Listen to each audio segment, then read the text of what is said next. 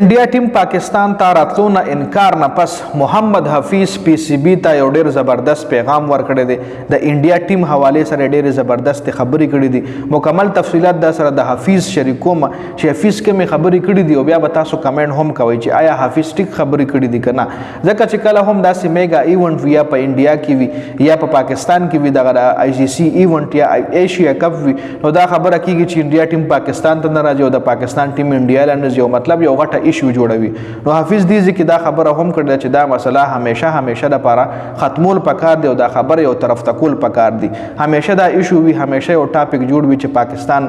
انډیا ته نه زیاده انډیا ټیم پاکستان ته راځي ډېر غټ پرابلم وي اوس حفیظ کوم خبرې کړې دي ډېر ټایم نه خرابو دا غي طرف ته راځي حفیظ ویلي دي چې چمپیون ټرافي ته د انډیا ټیم پاکستان ته راتلل داسې دي لکه دروازه خوب لیدل لکه حفیظ ویلي دي چې د انډیا ټیم پاکستان ته په یو قانون هم ناراضي دین علاوه وای دا ټول نه وای مخ کې توې شوی دا ټول نه مخ کې او توې شوی پلان دی چې په ان موقع باندې به انډیا انکار کیږي څنګه چې اوس په ان موقع باندې انډیا انکار شو دغه 2 میاشتې دی پکې په فروری کې چمپیون ټرافي ده او دسمبر او جنوري دغه 2 میاشتې دی پکې بیا فروری کې چمپیون ټرافي ده چې په ان موقع باندې وای انډیا انکار شو اوس پاکستان بورډ ته دا فیصله کول پکار دی چې دا مسله همیشه د لپاره ختمه کړي د انډیا او د پاکستان چې دا کوم ایشو چلی چې دا همیشه د لپاره ختمه کړي پاکستان کرکټ ټیم د انډیا محتاج نه دی نه د انډیا ټیم د پاکستان محتاج او نه د پاکستان ټیم د انډیا محتاج دی کچری د آی سی سی میگا ایونت کې وای د انډیا او د پاکستان ټیم نه وي یا پکې د پاکستان ټیم نه وي یا پکې د انډیا ټیم نه وي نو دا صرف وای د پاکستان نقصان نه دی دا د انډیا نقصان هم دی او دا د آی سی سی نقصان هم دی اوس کچری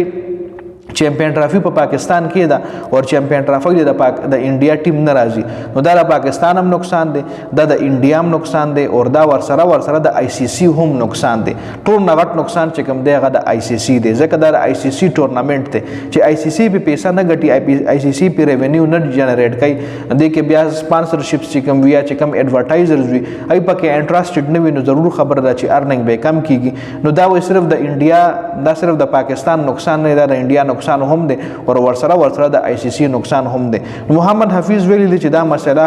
همیشه لپاره ختمول پکار دی بل وای ټول نه غټه خبره چې کم دا هغه عزت دی لکه مطلب ټول نه غټ خبره عزت ته پی سی بی ته سخت جواب ورکول پکار دی آی سی سی ته هم او د انډیا بورډ ته هم لکه مطلب پی سی بی له پکاري چې آی سی سی له سخت جواب ورکړي دا د عزت خبره ده د دې کې د کرکټ خبره نه ده د عزت خبره ده لکه